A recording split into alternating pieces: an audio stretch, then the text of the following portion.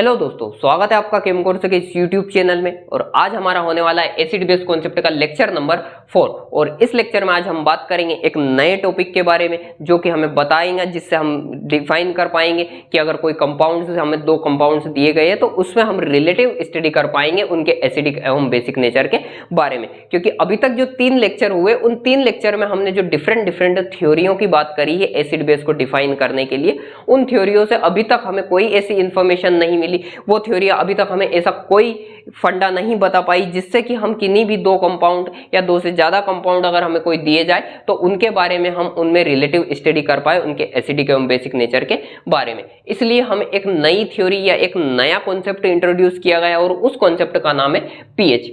POH क्या होता है, पीएच और पीओएच क्या होता है, उनकी अगर हम बात करें तो ये दोनों एक दूसरे के जस्ट अपोजिट होते हैं। लेकिन जनरली अगर हम बात करें तो हम पीएच को ही पढ़ते हैं, पीओएच को इतनी ज्यादा हम नहीं पढ़ते या इतना ज्यादा हम पीओएच को यूज नहीं करते किसी भी कंपाउंड का एसिडिक एवं बेसिक नेचर को डिफाइन करने के लिए। लेकिन हम यहाँ पे समझेंगे कि पीओएच भी क्या होता है।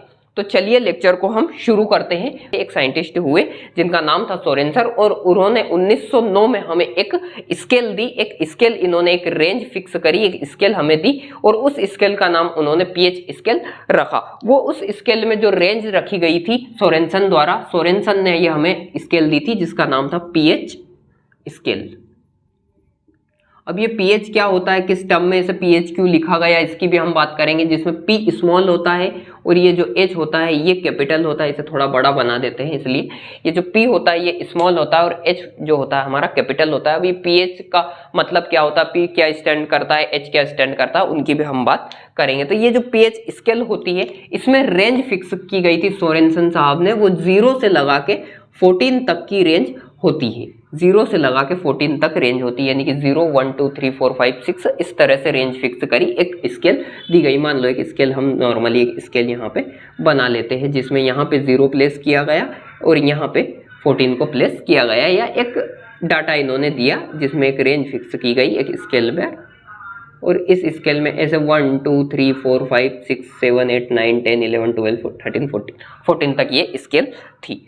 इस स्केल पर कोई कंपाउंड्स को हम पीएच डिफाइन करते हैं उनकी एसिडिक नेचर और बेसिक नेचर के आधार पर। और इस स्केल में एक यहाँ पे मिड पॉइंट था, यानी कि मिड था इस स्केल का, और वहां पे जो पीएच लिखा गया था वो पीएच मान लो 7 था। मान लो क्या था, ये सही 7 ही रखा गया था। और इस प्लेस पर जो भी कंपाउंड आ रहे थे, इस प्लेस पर जो भी कंपाउंड्स आ रहे थे उन कंपाउंड्स का नेचर कैसा था, उन कंपाउंड्स का नेचर था न्यूट्रल नेचर के। न्यूट्रल नेचर के वो कंपाउंड थे, यानी कि ना तो वो एसिड थे ना वो बेस थे, उनका नेचर कैसा था, वो एकदम न्यूट्रल नेचर के कंपाउंड थे। अब इस स्केल के ऊपर जो सोरेनसन साहब ने जो कंपाउंड को रखा है कि कोई कंपाउंड अगर मान लो उसे अगर उन्होंने 4 पीएच पर रखा, कहीं यहाँ पर रखा, तो वो किस आधार पर रखा। अगर उन्होंने कोई कंपाउंड को मान लो यहाँ पर रखा कि 9 पीएच पर या 8 पीएच पर उन्होंने रखा, तो उसे उन्होंने किस आधार पर रखा उसकी हम बात करेंगे, उसको हम समझेंगे। पीएच अभी आपको यहाँ से समझ में आया कि पीएच स्केल किस तरह से होती है। अभी हम बात कर लेते हैं यहाँ पे कि पीएच में ये जो पी स्टैंड किसको करता है, एच स्टैंड किसको करता है। तो पीएच स्केल जो सोरेनसन साहब ने दी थी उसमें जो ये पी लिखा होता है, पी जो होता है, पी किसको स्टैंड करता है उसकी हम बात करते हैं। तो पी का मतलब होता है पावर, पी का मतलब होता है पावर ऑफ, और एच का मतलब होता है हाइड्रोजन आयन का कंसंट्रेशन, हाइड्रोजन आयन का कंसंट्रेशन एच को, यानी कि पीएच का पूरा मतलब क्या होता है, पावर ऑफ हाइड्रोजन आयन का कंसंट्रेशन। अब ये जो सोरेनसन साहब थे ये डेनिश साइंटिस्ट थे और पावर ऑफ हाइड्रोजन यानी कि पीएच का मतलब यहाँ पे आ रहा था, इन्होंने जो पीएच का मतलब निकाला था वो मतलब क्या था, पोटेंज डिहाइड्रोजन। ये एक डेनिश वर्ड है और इसका मतलब क्या होता है, इसका मतलब होता है पावर ऑफ हाइड्रोजन आयंस का कंसंट्रेशंस। ठीक है, यहां से आपको समझ में आया कि पीएच का मतलब जनरली अगर कोई मतलब पूछे तो क्या होता है, पावर ऑफ हाइड्रोजन आयंस का कंसंट्रेशन, या नॉर्मली भी हम बोल सकते हैं कि हाइड्रोजन आयंस का कंसंट्रेशन। यानी कि किसी कंपाउंड्स में जितना ज्यादा हाइड्रोजन आयन का कंसंट्रेशन होगा वो कंपाउंड उतना ज्यादा पावर वाला रहेगा, उसमें उतने ज्यादा हाइड्रोजन आयन की पावर रहेगी और वो कंपाउंड उतना ज्यादा एसिडिक नेचर का रहेगा। वो एसिडिक क्यों रहेगा उसकी भी हम यहाँ पे बात कर लेते हैं। और ये जो पीएच लिखा था, और ये जो पीएच लिखा था ये किसके टर्म में लिखा था इन्होंने, हाइड्रोजन आयन के कंसंट्रेशन के टर्म में, सोरेनसेन साहब ने हाइड्रोजन आयन के कंसंट्रेशन के टर्म में लिखा था। और इसे इस तरह से समझिए, चलिए एक एग्जांपल लेके हम यहाँ पे चलते हैं कि मान लो कोई हमारे पास में एक कंटेनर है और उस कंटेनर के अंदर कोई सॉल्यूशंस भरा हुआ है, कोई सॉल्यूशंस भरा हुआ है, और वो सॉल्यूशन कैसे नेचर का है, वो सॉल्यूशन मान लो कि एसिडिक नेचर का है, बेसिक भी ले सकते हैं हम, मान लो कि एसिडिक नेचर का वो सॉल्यूशंस है। अब उस सॉल्यूशंस के अंदर कुछ आयंस होंगे, सीधी सी बात है, उस सॉल्यूशंस को आपने डिसॉल्व किया, उस सॉल्यूशंस को आपने डिसॉल्यूशंस किया है उसका, तो उस सॉल्यूशंस के अंदर कुछ आयंस होंगे। क्या आयंस होंगे उसके अंदर, उसके अंदर H+ आयन होंगे, उसके अंदर H+ आयंस होंगे। तो ये जो H+ आयंस रहेंगे किसी भी सॉल्यूशंस के अंदर, वो H+ आयंस को इन्होंने लिखा है 10 टू की पावर के टर्म्स में, 10 की पावर के टर्म्स में इन्होंने लिखा है। कंसंट्रेशन जो लिखा है H+ आयंस का कि कितने H+ आयन हो सकते हैं, वो लिखे हैं इन्होंने 10 की पावर के टर्म में। अब मान लो कि इस सॉल्यूशंस के अंदर आयंस जो है H+ आयन, वो है मान लो कि 10 टू की पावर -2 आयंस है 1 लीटर सॉल्यूशंस के अंदर। ये सॉल्यूशंस कितना है, ये इन्होंने लिया है 1 लीटर सॉल्यूशन लिया है। ये सारी बातें कितने वॉल्यूम में हो रही है, तो ये सारी बातें 1 लीटर के वॉल्यूम में हो रही है। और इस 1 लीटर के सॉल्यूशन के अंदर H+ आयंस कितने हैं, मान लो 10 टू की पावर -2 है। ठीक है, तो हम यहाँ पे क्या लिखेंगे, 10 टू की पावर -2 आयन है, H+ आयन का कंसंट्रेशन इस तरह से है। इस तरह डिफरेंट सॉल्यूशन में डिफरेंट ये कंसंट्रेशन आएगा। मान लो किसी सॉल्यूशन में -3 आ सकता है, किसी सॉल्यूशन में -1 आ सकता है, किसी सॉल्यूशन में -4, -6, -7, वो डिपेंड करता है कि H+ आयंस कितने हैं। अब H+ आयंस अगर हाईएस्ट रहेंगे तो कितने रहेंगे, हाईएस्ट कितने हो सकते हैं, 10 टू की पावर -1, हाईएस्ट कंसंट्रेशन 10 टू की पावर -1 हो सकता है, या 10 टू की पावर 0 भी हो सकता है। जितने ज्यादा H+ आयन रहेंगे ये वैल्यू उतनी छोटी रहेगी। क्यों छोटी रहेगी, क्योंकि वैल्यू माइनस में है। ठीक है, यानी कि अगर मान लो कि बहुत लो मात्रा में या बहुत कम मात्रा में हाइड्रोजन आयन है इस सॉल्यूशन के अंदर, तो उसमें ये 10 टू की पावर जो रहेगी ये माइनस में काफी चली जाएगी, मान लो कि -13 हो गई ये, यानी कि इस वैल्यू में ये बहुत छोटी वैल्यू हो गई क्योंकि माइनस में पावर है। तो H+ आयन जो रहेंगे सॉल्यूशन के अंदर वो काफी कम रहेंगे। अब ये जो H+ आयंस का जो कंसंट्रेशन है इसे हम कुछ इस तरह से भी लिख सकते हैं कि 10 टू की पावर -x, इस तरह से लिख सकते हैं, क्योंकि जो x है हमारा वो डिफरेंट सॉल्यूशंस के लिए डिफरेंट रहेगा। वो डिपेंड किस पर कर रहा है, वो डिपेंड कर रहा है कि उस सॉल्यूशंस के अंदर या जो आपने कंपाउंड डिसॉल्व किया उसमें H+ आयंस कितने हैं।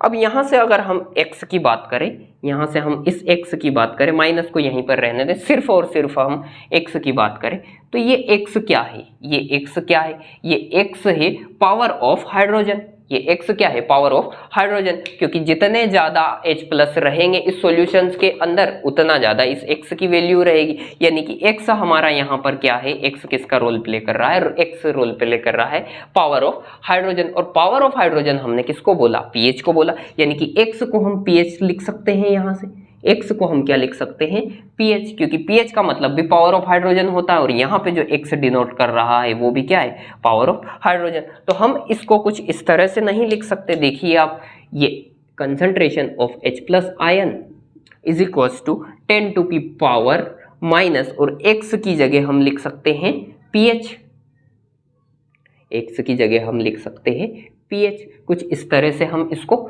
लिख सकते हैं, बिल्कुल लिख सकते हैं।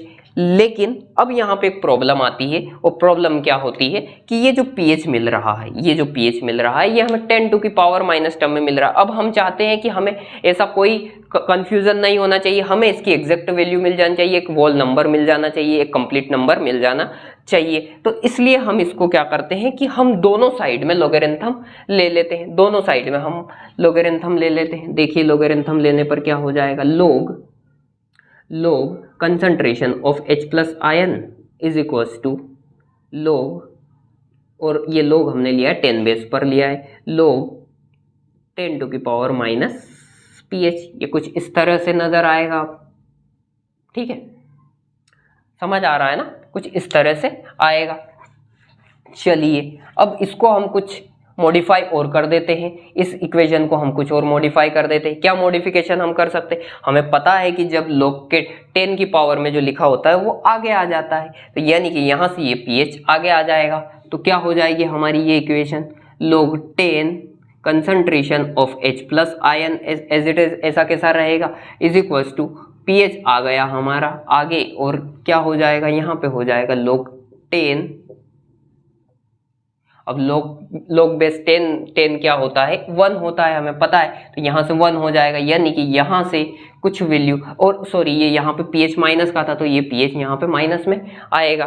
ठीक है, यहाँ से ये हमारा 1 हो गया, तो अब हमारे पास में क्या बचा, log 10 concentration of H plus ion is equal to minus pH बचा। अब हमें तो pH पॉजिटिव वैल्यू में चाहिए था, तो इसलिए हम क्या करते हैं कि इस pH को उस साइड शिफ्ट कर देते हैं हम, लेफ्ट हैंड साइड, और इस log 10 concentration of H plus ion को इस साइड शिफ्ट कर देते हैं, जिससे ये वैल्यू माइनस हो जाएगी, ये वैल्यू प्लस हो जाएगी, यानी pH इज इक्वल टू हमारा क्या हो जाएगा, pH इज इक्वल टू हमारा हो जाएगा minus log of concentration of H plus ion. और pH को हम इसी तरह तो डिफाइन करते हैं, pH को इसीलिए तो हम बोलते हैं कि pH क्या होता है, pH होता है negative logarithm of concentration of H plus ion. इसीलिए तो हम बोलते हैं कि pH क्या होता है, pH होता है negative logarithm of concentration of H plus ion. तो यहाँ से आपको समझ में आया होगा कि pH होता क्या है और pH को किस तरह से निकाला जाता है किसी भी सॉल्यूशंस के अंदर। तो उस सॉल्यूशंस के अंदर कितने H प्लस आयन का कंसंट्रेशन है वो बताता है हमें उस सॉल्यूशंस के अंदर, उस सॉल्यूशंस का pH। जितना ज़्यादा सॉल्यूशंस के अंदर कंसंट्रेशन ऑफ हाइड्रोजन्स का आयन रहेगा, उस वैल्यू के लिए वो जो pH वैल्यू रहेगी वो उतनी छोटी रहेगी। क्यों छोटी रहेगी, क्योंकि ये जो 10 टू की पावर लिख रहे हैं हम, ये माइनस में लिख रहे हैं, इसलिए pH की वैल्यू छोटी रहेगी। यानी कि यहाँ से आपको समझ में आया होगा कि ये जो pH स्केल है, इसमें ये जो 7 से कम वाली जो वैल्यू रहेगी, 7 से जो कम वाली वैल्यू रहेगी pH स्केल में, यानी pH कम रहेगा 7 से, वो हमेशा किसको डिनोट करेगी या वो हमेशा किसको फेवर करेगी, तो वो फेवर करेगी स्ट्रॉन्ग एसिड को। स्ट्रॉन्ग एसिड को क्यों स्ट्रॉन्ग एसिड को करेगी, क्योंकि उसका मतलब क्या होता है, वैल्यू 7 से छोटी आने का मतलब क्या होता है कि concentration of H plus ion उतने ज़्यादा, और 7 से ज़्यादा अगर आएगी pH वैल्यू तो वो क्या डिफाइन करती है, वो डिफाइन करती है स्ट्रॉन्ग बेस को। जैसे जैसे 7 के बाद वैल्यू बढ़ती जाएगी, बेस का स्ट्रॉन्गेस्ट होता जाएगा, बेस उतना ज़्यादा स्ट्रॉन्ग होता जाएगा। और 7 pH पर क्या आएगा, 7 pH पर आता है न्यूट्रल नेचर, आता है किसी भी कंपाउंड का। तो यहाँ से आपको समझ में आया कि pH क्या होता है। अब बात करते हैं pOH क्या होता है। तो अगर यही बात हम जो अभी बात हमने जो H प्लस के टर्म में करी, वही बात अगर हम हाइड्रोक्सिल आयन के टर्म में करते हैं किसी भी सॉल्यूशंस के अंदर, OH माइनस आयन्स के टर्म में करते हैं, OH माइनस आयन्स का कंसंट्रेशंस अगर हम निकालते हैं तो हम उसे pOH के टर्म में लिख सकते हैं। यानी कि अभी हम pH कम था तो उसे हम एसिड बोल रहे थे, यहाँ पे जब pH की वैल्यू pOH की वैल्यू कम आएगी तो वो बेसिक रहेगा। अगर मान लो यही स्केल pOH के टर्म में लिखी जाती तो 7 से जो कम वाली वैल्यू वाले होते वो बेसिक होते, और 7 से ज़्यादा वैल्यू वाले क्या होते, एसिडिक होते। क्योंकि जो OH माइनस आयन होता है वो क्या डिफाइन करता है, वो डिफाइन करता है बेसिक नेचर को। तो pH के टर्म में 7 से कम यानी कि एसिडिक नेचर, और pOH के टर्म में 7 से कम यानी कि बेसिक नेचर। यानी कि pH स्केल और pOH स्केल दोनों एक दूसरे की जस्ट अपोजिट स्केल होती है। अब बात आती है pH और pOH के रिलेशंस में। चलिए एक चीज और यहाँ पे बात हम कर लेते हैं, एक चीज और यहाँ पे बात कर लेते हैं कि अगर pH की वैल्यू ज्यादा हुई 7 से तो कैसा नेचर रहेगा, pH की वैल्यू 7 से ज्यादा यानी कि बेसिक, यानी कि कंपाउंड का बेसिक नेचर। pH की वैल्यू कम हुई 7 से तो कैसा नेचर रहेगा, तो नेचर रहेगा एसिडिक नेचर। और pH की वैल्यू हुई इक्वल टू 7 तो न्यूट्रल। चलिए ठीक है, ये चीज तो हमने पहले भी आपको समझा दी थी, लेकिन यहाँ से और आपको क्लियरिफाई हो जाएगा। अब बात करते हैं हम pH और pOH में आपस में रिलेशंस की, कि दोनों अगर आपको मान लो किसी कंपाउंड्स का पीएच पता हो तो आप किस तरह से उस कंपाउंड्स के लिए पीओएच निकाल सकते हैं। अगर आपको पीओएच पता है तो आप क्या उस कंपाउंड्स का पीएच निकाल सकते हैं? बिल्कुल निकाल सकते हैं। दोनों में एक रिलेशन होता है और उस रिलेशन या उस इक्वेशंस के की मदद से आप किसी भी कंपाउंड्स का अगर पीएच पता है तो पीओएच की वैल्यू भी निकाल सकते हैं और पीओएच पता है तो पीएच वैल्यू निकाल सकते हैं। तो पीएच और पीओएच में क्या रिलेशन होता है वो जरा आप देखिए। हमें एक ऐसे सॉल्यूशंस लेना पड़ेगा जिसमें कि H+ आयन और OH- आयन दोनों मौजूद हो और वो सॉल्यूशंस हमारा जनरली होता है H2O का यानी कि वाटर का। और वाटर का पीएच जनरली प्योर वाटर का पीएच क्या होता है? प्योर वाटर का पीएच हमें पता है कि 7 होता है, यानी कि प्योर वाटर का पीओएच कितना रहेगा? पीओएच भी 7 रहेगा। कैसे रहेगा देखिए। चलिए पहले हम बात कर लेते हैं। पहले हम बात करेंगे यहाँ पे ionic product of water. Ionic product of water को हम लिखते हैं KW से। Ionic product of water. अब आयोनिक प्रोडक्ट ऑफ वाटर क्या होता है तो उसे आप समझिए कि जब आप वाटर को आयोनाइज करते हैं तो उसमें कौन कौन से आयन रहते हैं? H+ आयन और OH- आयन। जब इन दोनों आयन्स का आप प्रोडक्ट कर देते हो, इन दोनों आयन्स को आप गुणा कर देते हो तो उसे हम बोलते हैं आयोनिक प्रोडक्ट ऑफ वाटर। यानी कि इन दोनों आयन्स का कंसंट्रेशन ले लीजिए आप, concentration of H+ ion into concentration of OH- ion, और इन दोनों के प्रोडक्ट को हम क्या बोलते हैं? इन दोनों के प्रोडक्ट को हम लिखते हैं KW। इन दोनों के प्रोडक्ट को हम लिखते हैं और इसे हम क्या बोलते हैं? आयोनिक प्रोडक्ट ऑफ वाटर हम इसे लिखते हैं जनरली। चलिए अब यहां से हमारे पास में कंसंट्रेशन ऑफ H+ आयन और कंसंट्रेशन ऑफ OH- आयन। अब इस पूरी इक्वेशन का हम लोगरिथम लेते हैं। तो लोगरिथम लेने पर देखिए किस तरह से आ जाएगा। log KW is equal to log concentration of H+ ion, और ये सारे लोग हम किसके बेस में ले रहे हैं? 10 बेस में ले रहे हैं, इनटू, अब ये जो इनटू था यहाँ पे कंसंट्रेशन ऑफ H+ आयन और कंसंट्रेशन ऑफ OH- आयन, जब इसका लोगरिथम हम लेंगे तो यहाँ पे इन दोनों के बीच में प्लस आ जाएगा, क्योंकि लोगरिथम का रूल है कि जो प्रोडक्ट रहते हैं वो इनटू में जब रहेंगे और उनका हम लोगरिथम लेंगे तो वो पॉजिटिव साइन वहाँ पे आ जाएगा। Logarithm 10 base of OH- ion, कुछ इस तरह से ये हो जाएगी हमारी इक्वेशन। अब इस इक्वेशन में हम दोनों साइड में माइनस का गुणा कर देंगे। माइनस का गुणा क्यों करेंगे हम?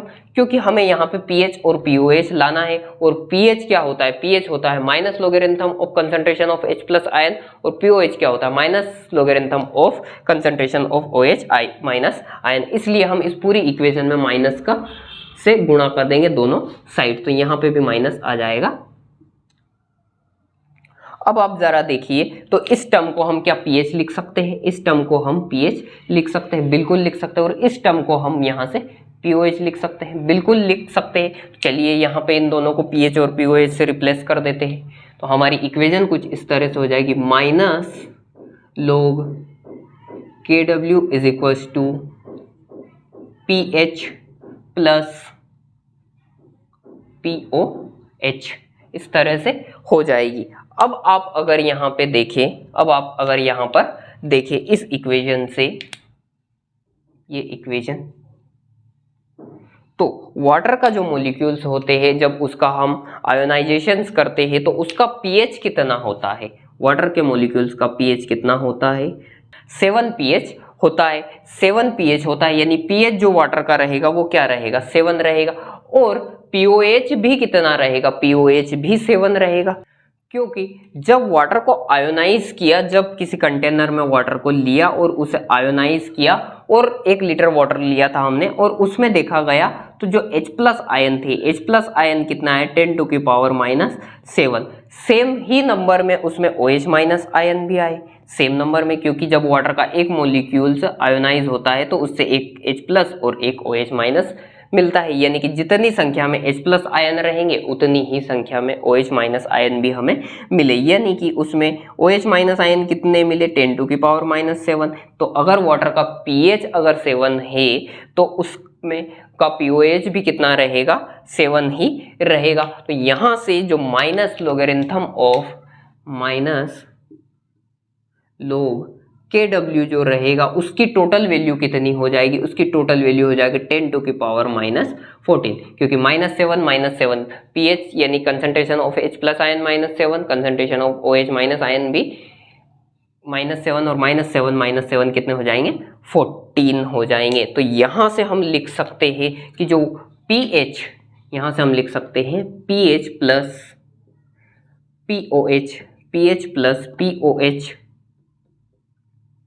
इज इक्वल्स टू कितना होता है, टोटल होता है 14, टोटल कितना होता है 14। तो अगर हमें किसी भी सॉल्यूशन, इस इक्वेशन से हम किसी भी सॉल्यूशंस का अगर हमें pH पता है, मान लो उस सॉल्यूशंस का हमारे पास में कोई सॉल्यूशंस दिया हुआ है और उस सॉल्यूशन का pH 6 है और हमें POH पता करना है, तो हम आसानी से पता कर पाएंगे क्योंकि हमारे पास में यहाँ पे 14 है, 14 में से 6 जाएगा तो कितना बचेगा, POH उस सॉल्यूशन का कितना आ जाएगा, उस सॉल्यूशन का POH आ जाएगा 8 आ जाएगा। यानी कि इस इक्वेशन से pH plus POH is equal to कितने होते हैं, 14 होते हैं। और ये हमने किस तरह से निकाला, ये हमने निकाला है वाटर का एग्जाम्पल लेकर, क्योंकि वाटर में H प्लस और OH माइनस आयन सेम होते हैं। तो यहां से आपको समझ में आया होगा pH और POH में क्या रिलेशन होते हैं। तो pH और plus POH is equal to आ जाता है 14, और क्या रिलेशन रहते हैं वो भी आपने देखे। तो इस लेक्चर से आपको समझ में आया होगा कि किसी भी एसिड, अगर हमें दो एसिड दिए गए तो उनकी रिलेटिव स्ट्रेंथ की हम कैसे बात कर सकते हैं, pH स्केल से हम बात कर सकते हैं। अगर हमारे पास में H प्लस आयंस का उन दोनों सॉल्यूशंस या उन दोनों कंपाउंड्स में अगर हमें H प्लस आयंस का कंसंट्रेशन पता चल जाए तो उसका हमें एग्जैक्ट pH पता चल जाता है, और एग्जैक्ट pH पता चलने के बाद हम बता सकते हैं कि ये कौन ज़्यादा एसिडिक रहेगा, कौन कम एसिडिक रहेगा, कौन ज़्यादा बेसिक रहेगा, कौन कम बेसिक रहेगा। तो उम्मीद है इस वीडियो लेक्चर से आपको pH समझ में आया होगा, POH समझ में आया होगा, pH वैल्यू क्या होती है ये समझ में आया होगा, POH वैल्यू क्या होती है ये समझ में आया होगा। अगर आपको ये वीडियो लेक्चर पसंद आया हो तो इस वीडियो लेक्चर को अपने दोस्तों के साथ जरूर शेयर कीजिए। मिलते हैं नेक्स्ट लेक्चर में, तब तक के लिए बाय बाय, थैंक यू।